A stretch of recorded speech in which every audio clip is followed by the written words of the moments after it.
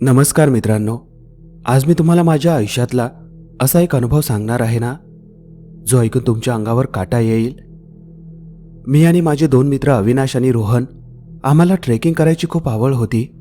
शनिवार रविवार आला की आम्हाला बॅग भरून कुठे ना कुठे डोंगर दऱ्यात फिरायला जायचो. आम्ही खूप ठिकाणी फिरलो होतो, पण त्या दिवशी आम्ही अंधारबनला जायचं ठरवलं आणि तिथेच आमची मोठी चूक झाली. पुण्याजवळ ताम्हिणी घाटात हे अंधारबन नावाचं जंगल आहे. नावाप्रमाणेच तिथे खूप घनदाट झाडी आणि अंधार असतो. आम्ही ठरवलं की सकाळी एकदम लवकर निघायचं, म्हणजे जास्त पाऊस सुरू व्हायच्या आधी आपण मुख्य जंगल पार करू शकू. त्या दिवशी पहाटेचे 4 वाजले होते. सगळीकडे एकदम शांतता होती. आम्ही आमची गाडी पिंपरी गावात लावली आणि पाठीवर बॅगा चढवल्या. तेव्हा सगळीकडे काळोख होता, म्हणून आम्ही बॅटरी घेऊन चालायला सुरुवात केली. काय रे समीर, इतक्या लवकर निघायची काय गरज होती? अजून तर कोणाला पण जाग आली नसेल गावात, अविनाश डोळे चोळून वैतागून म्हणाला. मी त्याला म्हणालो, अरे उशिरा गेलो तर तिथे खूप गर्दी होईल. शांततेत ट्रेकिंग करायची असेल तर हीच वेळ बरोबर आहे. चल, बॅटरी काढ आणि चालायला लाग. रोहनने त्याची मोठी बॅटरी काढली आणि तिचा प्रकाश वाटेवर टाकला. चला मग निघूया. पण मित्रांनो, हे जंगल दिसायला तरी खूपच भीतीदायक वाटतंय, रोहनने बॅग नीट करत म्हटलं. आम्ही चालायला सुरुवात केली. गाव मागे सुटलं आणि 5-10 मिनिटातच आम्ही जंगलाच्या सुरुवातीला आलो. बाहेर थंडी होती, पण जंगलात पाय ठेवताच एक विचित्र प्रकारचा गारवा जाणवला. तिथे वाऱ्याचा आवाजसुद्धा पूर्णपणे बंद झाला होता. आम्ही तिघेही बॅटरीच्या प्रकाशात भराभर पावलं टाकत होतो. मनात उत्साह होता की काहीतरी नवीन पाहायला मिळणार. समीर, रस्ता बरोबर आहे ना रे? आपण चुकून दुसरीकडे तर जाणार नाही ना? अविनाशने मागे वळून बघत विचारलं. अरे घाबरू नकोस, गुगल मॅप आहे ना आपल्याकडे, तो रस्ता बरोबर दाखवतोय, मी त्याला धीर दिला. आम्ही पुढे जात होतो. रस्ता अरुंद होत चालला होता. आजूबाजूला मोठी झाडं होती आणि त्या झाडांच्या फांद्या अशा पसरल्या होत्या की जसं कोणीतरी आम्हाला पकडायला हात पुढे करतंय. सुरुवातीला आम्ही गप्पा मारत होतो, पण जसजसं जंगल दाट व्हायला लागलं तसं आम्ही तिघेही शांत झालो. फक्त आमच्या बुटांचा चिखलात होणारा चपचाप आवाज येत होता. आम्हाला वाटलं होतं की तासाभरात थोडं उजाडेल आणि आम्हाला रस्ता स्पष्ट दिसेल, पण अंधार कमी होण्याऐवजी वाढतच चालला होता. आम्हाला तेव्हा कल्पनाही नव्हती की आपण अशा एका चक्रव्यूहात अडकणार आहोत, जिथे वेळ आणि दिशा दोन्ही हरवून जाणार आहेत. आम्ही जंगल शिरून आता 2 तास झाले होते. घड्याळाकडे पाहिलं तर सकाळी 6 वाजले होते. सामान्यपणे या वेळेला पूर्व दिशेला थोडंसं उजेड पडायला हवा होता, पण इथलं चित्र काही वेगळंच होतं. बाहेर पाऊस नव्हता, तरी जंगलात इतकं दाट धुकं होतं की समोरचं काहीच दिसत नव्हतं. बॅटरीचा प्रकाश त्या धुक्यावर आदळून पुन्हा आमच्याच डोळ्यांवर येत होता. समीर, 6 वाजलेत रे, अजूनही इतका काळोख कसा काय आहे? अविनाशचा आवाज आता थोडा घाबरलेला वाटत होता. मी थांबलो आणि माझ्या हातातील घड्याळाकडे पाहिलं. 6 वाजले होते हे खरं होतं, पण आजूबाजूला पाहिलं तर रात्रीच्या 12 वाजल्यासारखाच काळोख होता. हे मला पटत नव्हतं. विज्ञानाच्या नियमानुसार 6 वाजता अंधार असणं शक्यच नव्हतं. अरे कदाचित खूप दाट झाडं असतील म्हणून उजेड आत येत नसेल. मी त्याला शांत करण्याचा प्रयत्न केला, पण माझा स्वतःचा आवाजही आतून थरथरत होता. आम्ही पुन्हा चालायला सुरुवात केली. आता आमच्या गप्पा पूर्णपणे बंद झाल्या होत्या. मगाशी जो उत्साह होता तो कुठल्या कुठे पळून गेला होता. जंगलात इतकी शांतता होती की स्वतःच्याच हृदयाचे ठोके ऐकू येत होते. अधूनमधून एखादी फांदी तुटल्याचा किंवा पानांची सळसळ होण्याचा आवाज यायचा, ज्यामुळे आम्ही तिघेही दचकून थांबायचो. काहीतरी बरोबर नाहीये, रोहन अचानक थांबून म्हणाला. बॅटरीचा उजेड पण आता कमी पडतोय आणि तुम्हाला नाही वाटत का की आपण ज्या वाटेने येतोय ती वाट खूपच वेगळी वाटते? मी फोन काढला आणि गुगल मॅप पाहण्याचा प्रयत्न केला, पण स्क्रीनवर फक्त एक गोल फिरणारा निळा ठिपका दिसत होता. नेटवर्क तर कधीच गायब झालं होतं, पण जीपीएस सुद्धा काम करेनासं झालं होतं. मला आता भीती वाटायला लागली होती. कारण 6:10 झाली होती, पण अंधार कमी होण्याऐवजी वाढतच चालला होता. जणू काही सूर्योदय झालाच नव्हता. चला फास्ट चालूया, मी म्हणालो. मनात धाकधूक वाढली होती, पण बाहेरून मी शांत राहण्याचा प्रयत्न करत होतो. आम्हाला वाटलं होतं की आपण ट्रेकिंगच्या एका रोमांचक अनुभवासाठी आलो आहोत, पण आता मात्र हा अनुभव नसून एक भीतीदायक खेळ सुरू झाल्यासारखं वाटत होतं. आम्ही त्या घनदाट काळोखात अधिक खोलवर घुसत होतो आणि त्या अंधाराचं स्वरूप आता दिवसेंदिवस रात्रींसारखं होत होतं. वेळ जशी पुढे सरकत होती तसा माझा ताण वाढत होता. फोनमधलं GPS गोल गोल फिरून आता फक्त एक काळं स्क्रीन दाखवत होतं. नेटवर्कचा पत्ता नव्हता, त्यामुळे आम्ही पूर्णपणे जंगलाच्या भरवशावर होतो. समीर, आपण पुन्हा त्याच वाटेने जातोय का? मगाशी इथे मोठा दगड होता, बघ तो अजूनही तिथेच आहे, रोहनने थांबत विचारलं. मला तेव्हा वाटलं की तो उगाच घाबरतोय. मी म्हणालो, नाही रे, रस्ता एकसारखाच असतो जंगलात, तू उगाच टेन्शन घेऊ नकोस. पण मनाची खात्री करण्यासाठी मी जवळच पडलेल्या एका मोठ्या खडकावर माझ्या बोटाने यस असं अक्षर कोरलं. ओल्या चिखलामुळे ते अक्षर स्पष्ट दिसत होतं. बघ, आता आपण पुढे जाऊ. आपल्याला पुन्हा हा दगड दिसला तर समजायचं आपण रस्ता चुकलोय, मी आत्मविश्वासाने म्हणालो. आम्ही पुन्हा चालायला सुरुवात केली. जवळजवळ 20-25 मिनिटं आम्ही वेगाने चालत होतो. रस्ता थोडासा वर चढत होता. झाडांची गर्दी अजूनच वाढली होती आणि सगळीकडे एक अनाकलनीय शांतता पसरली होती. आता तरी आपण लांब आलो असू ना? अविनाशने श्वास घेत विचारलं. मी उत्तर देणार इतक्या समोरच्या अंधारात मला तोच ओळखीचा आकार दिसला. माझ्या काळजाचा ठोका चुकला. त्या खडकावर मी कोरलेलं यस अजूनही तिथेच होतं. मी जणू दगडाची मूर्ती झालो. आम्ही 20-25 मिनिटं चालून जिथून निघालो होतो तिथेच पुन्हा येऊन पोहोचलो होतो. हे कसं शक्य आहे? रोहन ओरडला. आम्ही तर सरळ रस्ता पकडला होता, मग पुन्हा इथे कसं आलो? अविनाशने जमिनीवर बसत डोकं धरलं. त्याला आता भीती वाटू लागली होती. मी वेड्यासारखा तो दगड तपासू लागलो. हे अशक्य होतं. सरळ चालत असताना पुन्हा त्याच ठिकाणी येणं हे विज्ञानाच्या चौकटीत बसणारं नव्हतं. मला आता जाणवू लागलं होतं की आम्ही जंगलात नाही तर अशा एका चक्रव्यूहात अडकलो आहोत, जिथून बाहेर पडण्याचे सगळे रस्ते बंद झाले आहेत. जंगलातल्या त्या अंधाराने जणू आता आम्हाला घेरलं होतं. मला भीती वाटली ती या गोष्टीची की हे जंगल आता रस्ता नाही तर आकार बदलत होतं. आता अशा ठिकाणी आलो होतो जिथे सध्या लॉजिकला काहीच अर्थ उरला नव्हता. आम्ही त्या वडाच्या झाडापाशी आणि त्या यस कोरलेल्या दगडापाशी पुन्हा पुन्हा काय येतोय या प्रश्नाचं उत्तर कुणाकडेच नव्हतं. आता मला खात्री झाली होती की काहीतरी भयानक घडतंय. आम्ही तिघेही श्वास कोंडून उभे होतो. अचानक रोहनने हातातील टॉर्च एका बाजूला फिरवला. त्या प्रखर उजेडात मला एका जुन्या मोलकडीस आलेल्या झोपडीसारख्या आडोशाचा कोपरा दिसला. अरे तिथे बघ, कोणीतरी आहे का? रोहन ढापा टाकत म्हणाला. आम्ही लगेच त्या दिशेने पळालो. तिथल्या ओट्यावर एक म्हातारा बसला होता. त्याने अंगावर एक फाटकी चादर गुंडाळली होती आणि तो शांतपणे तंबाखू मळत होता. आम्हाला समोर पाहताच त्याने हळूच मान वर केली. त्याच्या डोळ्यात बाहुल्याच नव्हत्या. त्या जागी फक्त पांढरट मोतीबिंदूने भरलेला एक गोळा होता. तो म्हातारा आम्हाला पाहून हसला, पण त्या हसण्यात काहीही माया नव्हती. काका, आम्हाला वाचवा, आम्ही रस्ता चुकलोय, किती वेळ चाललोय, पण पुन्हा पुन्हा त्याच ठिकाणी येतोय. मी त्याच्यासमोर हात जोडून उभा राहिलो. म्हाताऱ्याने काहीच उत्तर दिलं नाही. त्याने आधी शांतपणे तंबाखू थुंकली आणि मग तो कुरतडत आवाजात म्हणाला, हा रस्ता तो रस्ता नाहीये. हा रस्ता रोज स्वतःला बदलतो. निसर्गाच्या नियमांची ज्यांना चाल नसते त्यांना हे जंगल स्वतःच्या पोटाची भूक भागवायला आत ओढून घेतं. त्याचं हे वाक्य ऐकून माझ्या अंगावर काटा आला. आम्ही तिथे मदतीची अपेक्षा घेऊन गेलो होतो, पण त्याने जे सांगितलं ते ऐकून आम्ही पूर्णपणे सुन्न झालो. काका, तुम्ही काय म्हणताय? आम्हाला फक्त बाहेर पडायचंय, प्लीज आम्हाला रस्ता दाखवा, अविनाश ओरडून म्हणाला. पण म्हाताऱ्याने आमची दखलच घेतली नाही. त्याने पुन्हा एकदा मान खाली घातली आणि जणू आम्ही तिथे नव्हतोच अशा आविर्भावात तो पुन्हा तंबाखू मळू लागला. त्याचे ते पांढरे डोळे पाहून मला वाटलं की हा माणूस इथला नाहीये, तो या जंगलाचाच एक भाग आहे. आमची अवस्था पाहून तो हसलाही नाही किंवा रागावलाही नाही. तो फक्त अशा पद्धतीने पाहत होता जणू काही आमचा अंत जवळ आला आहे. आम्ही इथून बाहेर कसं पडायचं, मी पुन्हा विचारलं. यावेळी त्याने मान वर केली आणि फक्त एक वाक्य विचारलं, परतायचा विचार सोडूनच जा. आणि त्यानंतर तो शांत झाला.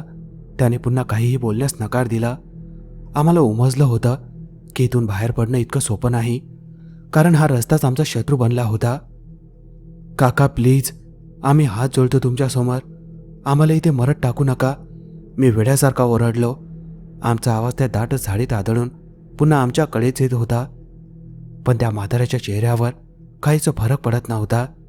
त्याने हळूच मान वर केली आणि एक असा आवाज काढला जणू कोड्या लाकडावर कोणीतरी आरी फिरवतंय. तो दात नसलेलं अकराळ विक्राळ हसू लागला. त्याचं ते हसणं इतकं विचित्र आणि कर्कश होतं की आमच्या कानावर ताण आला. आता अडकलात तुम्ही, तो म्हातारा मोठ्या आवाजात ओरडला. आम्ही घाबरून मागे सरकलो. त्याने ते वाक्य अशा काही सुरात म्हटलं होतं जणू त्याने आम्हाला मृत्यूचं निमंत्रणच दिलं होतं. त्याचं हसणं आता वाड्याच्या कोपऱ्यातून नाही तर थेट आकाशातून किंवा जंगलाच्या झाडातून आल्यासारखं वाटत होतं. आम्ही एकमेकांकडे पाहिलं. आमच्या अंगाची थरथर वाढली होती. मी पुन्हा एकदा त्याला विचारण्यासाठी पुढे पाऊल टाकलं, पण मी तिथे पोहोचलो तोपर्यंत तिथे कोणीही नव्हतं. तो ओटा रिकामा होता. त्या झोपडीच्या कोपऱ्यात आता फक्त एक जुनी फाटकी चादर पडलेली होती.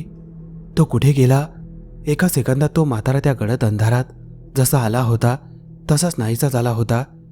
तिथे आता फक्त ती विचित्र शांतता होती जी आता अधिकच भयान वाटत होती. तो गेला कुठे? तो माणूस होता की काय? अविनाश धाबा टाकत विचारू लागला. समीर, आपण पळूया इथून. मला वाटतं की आपण कुणाशी तरी बोलतोय जे माणूसच नाहीये. रोहनचा आवाज आता पूर्णपणे दबला होता. मी तिथेच उभा राहून त्या म्हाताऱ्याची जागा पाहत होतो. मला आता जाणीव झाली होती की हा केवळ रस्ता चुकण्याचा प्रकार नाही. म्हाताऱ्याच्या त्या वाक्याचा अर्थ आता मला स्पष्ट होत होता. आम्ही फक्त रस्ता चुकलो नव्हतो, तर आम्ही या जंगलाच्या जाड्यात कायमचे अडकलो होतो. आता इथून पुढे काय करायचं मला काही सुचत नव्हतं. माझ्या पायाखालची जमीन जरूर ढळत होती. आम्हाला आता पळण्याशिवाय दुसरा कोणताही पर्याय उरला नव्हता. पण पळायचं कुठे? कारण रस्ता तर गोल गोल फिरून पुन्हा तिथेच येत होता. चल समीर, इथून निघूया. तो म्हातारा गेलाय. आता आपल्याला आपल्या स्वतःच्या जीवावर इथून बाहेर पडायला हवं, अविनाश म्हणाला. आम्ही पुन्हा चालू लागलो. आता रस्ता शोधण्यापेक्षा आम्ही फक्त हालचाल करत होतो, कारण एका जागी उभं राहणं आता जीवावर बेतणारं होतं. पण काही पावलं चालतो न चालतो तोच मला मागे काहीतरी हालचाल जाणवली. मी टॉर्चचा प्रकाश मागे फिरवला. अंधाराच्या त्या पळत्यात आमच्यापासून काही फुटांवर एक आकृती उभी होती. ते एक मोठं काळं कुत्रं होतं. ते इतकं धिप्पाळ होतं की एखादा लहान बिबटा वाटावा. त्याचा रंग इतका गडद होता की टॉर्चचा प्रकाशही जणू त्यात विरून जात होता. अरे तो कुत्रा बघ, रोहनने ओरडून सांगितलं. आम्ही तिघेही थांबलो. मला वाटलं होतं की तो कुत्रा भुंकेल किंवा आमच्यावर धावून येईल, पण तसं काहीच झालं नाही. तो फक्त तिथे शांत उभा होता.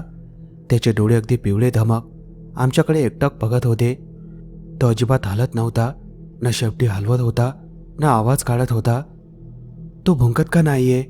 अविनाशच्या आवाजात भीती स्पष्ट जाणवत होती. पण मला माहीत नाही तो आपल्याकडेच बघतोय, मी म्हणालो. आम्ही हळूहळू पावलं टाकत पुढे चालू लागलो. मी मागे वळून पाहिलं तर तो कुत्रा अजूनही तिथेच होता. पण पुढच्या क्षणी जेव्हा मी वळून पाहिलं तेव्हा तो कुत्रा थोड्या अंतरावर आमच्या मागे चालत असलेला दिसला. तो भुंकत नव्हता, तो गुरगुरतही नव्हता. तो फक्त एक सावली असल्यासारखा आमचा पाठलाग करत होता. समीर, हे नैसर्गिक नाहीये. एखादा कुत्रा इतका शांत कसा असू शकतो आणि तो आपल्या मागेच काय येतोय? रोहनने विचारलं. तो कुत्रा आता आमच्यापासून फक्त 10 फुटांच्या अंतरावर होता, पण त्याची पावलं पडल्याचा एकही आवाज येत नव्हता. अचानक ते एका दाट झुडपाजवळ थांबले. आम्हाला वाटलं की ते थांबलंय, म्हणून आम्ही वेग वाढवला. बघा, तो तिथेच थांबलाय. चल पटकन पुढे निघूया, मी मित्रांना ओरडून सांगितलं. आम्ही काही पावलं पुढे गेलो आणि नकळतच मागे वळून पाहिलं. तो कुत्रा झुडपाच्या मागे गेला होता, पण पुढच्याच सेकंदाला त्याच झुडपाच्या दुसऱ्या बाजूने एक मोठी पांढरी मांजर बाहेर आली. माझे डोळे विस्फारले. ती मांजर नव्हती, तर जणू काही तेच कुत्रं संकुचित होऊन मांजर बनलं होतं. अरे हे कसं? तो कुत्रा कुठे गेला? रोहनचा आवाज थरथरत होता. मी टॉर्चचा उजेड मांजरीवर टाकला.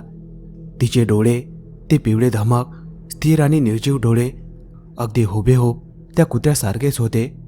तिने मान फिरवली आणि आमच्याकडे पाहिलं. त्यानंतर ती मांजर वेगाने एका जुन्या सुक्या झाडाच्या फांदीवर चढली. फांदीवर चढता चढता तिने विचित्र म्याव म्याव असा आवाज काढला. पण तो आवाज मांजरीसारखा नव्हता. तो त्या कुत्र्याच्या गुरगुरण्यासारखा होता. आणि तिथेच थराराची दुसरी लाट आली. त्या फांदीवर बसलेली मांजर अचानक धडाधड फळफळ करू लागली आणि एका क्षणात तिचं रूपांतर एका मोठ्या कावळ्यात झालं. त्या कावळ्याने पंख पसरले, पण तो उडाला नाही. तो तिथेच बसून आपल्या पिवळ्या डोळ्यांनी आमच्याकडे एकटक बघत राहिला. हे शक्य नाही. आपण काय पाहतोय हे? अविनाश पूर्णपणे रडवेला झाला होता. माझी तार्किक बुद्धी आता पूर्णपणे काम करेनाशी झाली होती.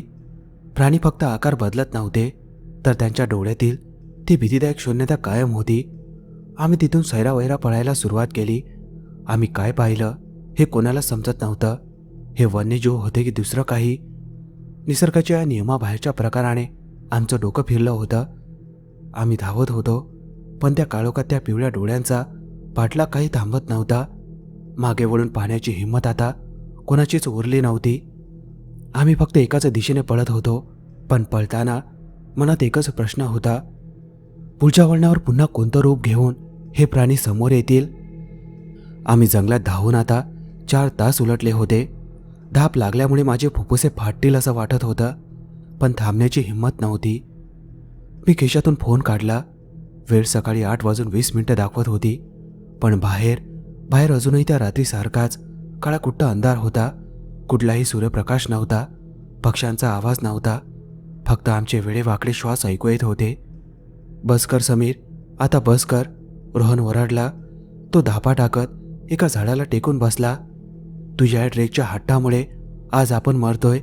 तूच म्हणाला होतास ना सगळं मॅनेज आहे. कुठं आहे तुझं मॅनेजमेंट? अविनाशने त्याच्या हातातील बॅग जमिनीवर जोरात फेकून दिली. मला आधीच माहीत होतं हा रस्ता नाहीये, हे काय वेगळंच आहे. आणि तो म्हणत होतास जंगलात सुंदर प्राणी दिसतील. हे आहेत ते? तूच आम्हाला इथे ओढून आणलंस. आता त्यांच्या चेहऱ्यावरचा भीतीचा मुखवटा गळून पडला होता. त्यांच्या डोळ्यात माझ्याबद्दलचा राग आणि चीड स्पष्ट दिसत होती. आम्ही मित्र होतो, पण त्या क्षणी आम्हाला एकमेकांचे चेहरेही बघवत नव्हते. भीतीमुळे प्रत्येकाचं डोकं फिरलं होतं. मी काय करू? मला काय माहीत होतं असं काही घडेल? मी ओरडलो, पण माझा आवाज स्वतःलाच परका वाटला. तुझं सगळं ठरवलं होतंस. आता बघ 8 वाजलेत, पण अजूनही रात्रच आहे. ही वेळसुद्धा थांबली आहे का? आपण या जंगलात अडकलोय आणि म्हाताऱ्याचं ते बोलणं. आता अडकलात तुम्ही, ते खरं होतं, अविनाश रडतच म्हणाला. त्यांच्या या आरोपांनी मला आतून पोखरायला सुरुवात केली होती. आम्हाला एकमेकांवरचा विश्वास उरला नव्हता. तो अकराळ विक्राळ अंधार आणि त्या पिवळ्या डोळ्यांचा पाठलाग यांनी आमची मैत्री विस्कळीत केली होती. मला कळेनासं झालं होतं की खरा शत्रू बाहेरच्या त्या गूढ शक्ती आहेत, की आम्ही तिघेच एकमेकांचे शत्रू झालो आहोत. आता शांत बसा, मी थरथरत्या आवाजात म्हणालो. भांडून काही होणार नाही.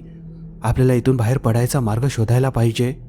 पण माझे शब्द हवेतच विरले, कारण आमच्याच आवाजाचा प्रतिध्वनी जंगलातून परत आला. बाहेर पडायचा मार्ग शोधलाच पाहिजे. पण तो आवाज माझा नव्हता. तो आवाज अगदी तसाच होता, पण त्यात एक क्रूर उपरोध होता. आम्ही तिघेही एकमेकांकडे पाहत स्तब्ध झालो. आम्ही अजूनही भांडत होतो. तोच अचानक आम्हाला जंगलाच्या खोल दरीतून अजून कोणाचा तरी मदतीसाठीचा आवाज आला. अरे कोणीतरी आहे इकडे. रोहनचा चेहरा आशेने उजळला. आम्ही तिघेही धावत त्या आवाजाच्या दिशेने गेलो. तो आवाज अगदी स्पष्ट होता. समीर, अविनाश, इकडे या, आम्हाला रस्ता सापडलाय. आम्ही त्या आवाजाच्या दिशेने पळायला लागलो. आम्ही येतोय, आम्ही इथेच आहोत, मी जोरात ओरडत होतो. तो आवाज अजून जवळ येत होता. मला वाटलं कदाचित दुसऱ्या बाजूने कोणीतरी ट्रेकर टीम आली असावी आणि ती आपल्याला मदतीसाठी बोलावतंय. आम्ही धापा टाकत चिखलात पडत सावरत त्या आवाजाच्या जवळ पोहोचलो. पण आम्ही जिथे पोहोचलो तिथे कोणीच नव्हतं. तिथे फक्त जुन्या झाडांची एक दाट रांग होती. अरे, तो आवाज मगाशी इथेच येत होता ना? अविनाशने गोंधळून विचारलं. पुन्हा एकदा आवाज आला, पण यावेळी तो थोडा वेगळा होता. समीर, अविनाश, इकडे या, आम्हाला रस्ता सापडलाय. माझा अंगाचा थरकाप उडाला, कारण तो माझाच आवाज होता, अगदी हुबेहूब माझ्या आवाजासारखा. मी आजूबाजूला पाहिलं. रोहन आणि अविनाशचे चेहरे पांढरे फटक पडले होते.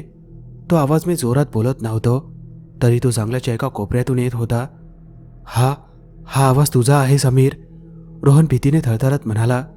मला अचानक जाणवलं, आम्ही ओरडत नव्हतो, तर जंगल आमचेच शब्द चोरून आम्हाला फसवत होतं. तो इको नव्हता, तो एक क्रूर खेळ होता. आम्ही जे जे बोललो होतो, जे जे ओरडलो होतो, ते सगळं जंगल आता आम्हालाच परत ऐकवत होतं. आपण या आवाजाच्या मागे जायचं नाही. मी रोहनचा हात पकडून मागे खेचलं, पण आता हा रस्ता कोणता हेच आम्हाला कळेनासं झालं होतं. ती आशा जी थोड्या वेळापूर्वी त्या आवाजामुळे निर्माण झाली होती, ती आता धुळीला मिळाली होती. आता आम्हाला समजलं होतं की या जंगलात कोणीही बाहेरचं नाहीये. आम्ही फक्त स्वतःच्याच आवाजांच्या जाळ्यात अडकलो आहोत. रस्ता शोधण्याची आमची शेवटची उमेदही तिथे संपली होती. आम्ही त्या काळोखात शून्याकडे पाहत उभे होतो आणि लांब कुठेतरी पुन्हा एकदा समीर इकडे ये असा आवाज घुमत होता, जो आता माझ्यासारखा अजिबात वाटत नव्हता. त्या प्रतिध्वनीच्या खेळाने आम्ही अक्षरशः मानसिकदृष्ट्या खचलो होतो. समीर इकडे या असा तो आवाज आता जंगलाच्या प्रत्येक कोपऱ्यातून येत होता. आम्ही तिघेही श्वास रोखून उभे होतो. तोच अचानक एका जुन्या अजस्र वडाच्या झाडाच्या पाठीमागे मला काहीतरी वेगळं दिसलं. ती झाडं इतर झाडांसारखी दाट आणि काळी नव्हती. अविनाश, रोहन, तिकडे बघा, मी ओरडलो. झाडांच्या त्या दाट वेलीच्या मागे एक अरुंद वाट होती, जी सरळ वरच्या दिशेला जात होती. तिथे अंधाराचा प्रभाव काहीसा कमी वाटत होता. कोणताही विचार न करता जीवाच्या आकांताने आम्ही त्या वाटेवर धावायला सुरुवात केली. पाय घसरून आम्ही चिखलात पडलो होतो, पण आता पुन्हा उठून धावण्याशिवाय दुसरा पर्याय नव्हता. ती वाट जणू आमच्यासाठी देवाने निर्माण केली होती. आम्ही 100-150 मीटर धावलो असू, तोच वरच्या बाजूला आम्हाला पांढऱ्या शुभ्र उजेडाचा एक गोल दिसला. चला, वर काहीतरी आहे, रोहन जोरात ओरडला. आम्ही सर्व शक्ती एकवटून वर चढलो. शेवटच्या टप्प्यावर मी हात टेकले आणि एका मोठ्या दगडाचा आधार घेऊन स्वतःला वर ढकललं. अचानक डोळ्यांवर लख्ख प्रकाश पडला. तो उजेड इतका प्रखर होता की मला काही क्षण काहीच दिसेनासं झालं. आम्ही श्वास घ्यायलाही विसरलो होतो. जेव्हा डोळ्यांवरचा ताण कमी झाला, तेव्हा समोरचे दृश्य होतं ते पाहून आम्ही तिथेच थिजून गेलो. आम्ही कुंडलिका व्हॅलीच्या प्रसिद्ध व्ह्यू पॉईंटवर होतो. समोर दरी होती आणि आकाशात प्रखर सूर्य तळपत होता. माझ्या हातातील फोन काढला. वेळ सकाळी 9ची होती. आपण बाहेर आलो, अविनाशने खोल श्वास घेत विचारलं. मागे वळून पाहिलं तर अंधारबंच ते घनदाट जंगल आता आमच्यापासून खाली शांतपणे पसरलं होतं. तिथे कोणताही गडद अंधार नव्हता. पक्ष्यांचा किलबिलाट ऐकू येत होता. आम्ही त्या भयानक चक्रव्यूहातून सुखरूप बाहेर आलो होतो. सकाळचे 9 वाजले होते. म्हणजे आम्ही त्या अंधारात तब्बल 5 तास अडकलो होतो. पण त्या 5 तासात आम्ही जे काही पाहिलं ते माझ्या तार्किक बुद्धीला आजही पटत नाही. आमची शरीरे घामाने आणि चिखलाने माखलेली होती, पण आता मनातली भीती काही प्रमाणात कमी झाली होती. आम्ही सुरक्षित होतो असं आम्हाला वाटत होतं. आम्ही व्ह्यू पॉईंटवर पोहोचलो होतो, पण आमची अवस्था अगदी युद्धावरून परत आल्यासारखी झाली होती. आम्ही श्वास कोंडून उभे असतानाच तिथे एक विदेशी ट्रेकर आरामात बसून पाण्याची बाटली पीत होता. त्याने आम्हाला पाहिलं. आमचा अंगावरचा चिखल आणि त्या घाबरलेल्या डोळ्यांकडे बघून तो आश्चर्याने म्हणाला, काय मित्रांनो, अंधारबनचा फेरा चुकला का? आम्ही थक्क होऊन त्याच्याकडे पाहिलं. मी थरथरत्या आवाजात त्याला घडलेलं सगळं सांगितलं. तो म्हातारा, ते काळं कुत्रं, त्याचं मांजर आणि कावळ्यातलं रूपांतर आणि तो विचित्र प्रतिध्वनीचा खेळ. त्याने आमचं सगळं शांतपणे ऐकून घेतलं आणि अगदी शांत स्वरात इंग्रजीत उत्तर दिलं. त्याच्या बोलण्याचा मराठी अनुवाद असा होता, मित्रांनो, तुम्ही शेप शिफ्टरच्या जाळ्यात अडकला होतात. हे या जंगलातले जुने आत्मे आहेत. त्यांना तुमची हत्या करायची नसते, फक्त तुमची फजिती बघून त्यांना मजा येते. ते माणसाचं डोकं फिरवतात जेणेकरून तुम्ही चक्रव्यूहात अडकून पडा. तो पुन्हा हसून म्हणाला, जेव्हा ते तुम्हाला हसवतात किंवा घाबरवतात तेव्हा तुम्ही तुमचं मानसिक संतुलन हरवून बसता. काही लोक तर इतके घाबरतात की तिथेच वेडे होतात आणि पुन्हा सावरू शकत नाही. तुम्ही वाचलात, कारण तुम्ही एकमेकांवर ओरडूनही शेवटी बाहेर येण्याचा प्रयत्न केलात. डोकं स्थिर ठेवलं म्हणून हे शक्य झालं. त्याच्या त्या सहज वागण्याने आणि बोलण्याने आम्हाला एक मोठा धक्का बसला. आमच्यासाठी जी मृत्यूची लढाई होती ती त्याच्यासाठी केवळ एक अनुभव होता. इथून पुढे आता काही होणार नाही ना, मी भीतीने विचारलं. त्याने खांदे उडवले आणि म्हणाला, नाही, एकदा का तुम्ही त्याच्या सीमेबाहेर आलात की ते तुम्हाला पुन्हा त्रास देत नाहीत. ते फक्त त्या मर्यादित जंगलातच खेळ खेळतात. आता जास्त मनावर घेऊ नका, ही गोष्ट आता विसरून जा. तो विदेशी ट्रेकर जणू काही घडलंच नव्हतं अशा आविर्भावात आपली बॅग सावरत पुढे चालू लागला. आम्हाला तो माणूस वाटला की त्या जंगलानेच आम्हाला पुन्हा काहीतरी सांगण्यासाठी पाठवलेला दूत हेच कळेनासं झालं होतं. पण त्याचं बोलणं ऐकल्यावर कुठेतरी मनावरचा ताण हलका झाला होता. आम्ही सुरक्षित होतो. आम्ही ट्रेकिंगचा विचार तिथे सोडून दिला आणि पिंपरी गावाच्या दिशेने परतलो. वाटेत आम्ही फारसं बोललो नाही. घरी पोहोचेपर्यंत मनात फक्त ते पिवळे डोळे, तो म्हातारा आणि आमचाच आम्हाला ऐकू आलेला तो प्रतिध्वनी फिरत होता. त्या विदेशी ट्रेकरचा सल्ला मानायचा आम्ही निर्णय घेतला होता. त्यामुळे आम्ही कोणाकडेही या घटनेचा उल्लेख केला नाही. काही महिने गेले. रोहन आणि अविनाशने ट्रेकिंगला पूर्णपणे रामराम ठोकला. त्यांना आजही त्या जंगलाची आठवण आली की भीती वाटते. पण मी आजही ट्रेकिंग करतो. सह्याद्रीच्या दुर्गम वाटावर माझी भटकंती अजूनही चालू आहे. मी पुन्हा कधीही अंधारबनच्या वाटेला गेलो नाही. पण त्या अनुभवाने मला एक गोष्ट शिकवली. निसर्गात काही गोष्टी विज्ञानाच्या पलीकडच्या असतात. आजही रात्रीच्या ट्रेकरवर जाताना मला त्या दिवसाची आठवण येते. पण मी आता घाबरत नाही, कारण मला माहिती आहे काही रहस्य हे रहस्य म्हणून राहिलेलीच बरी असतात.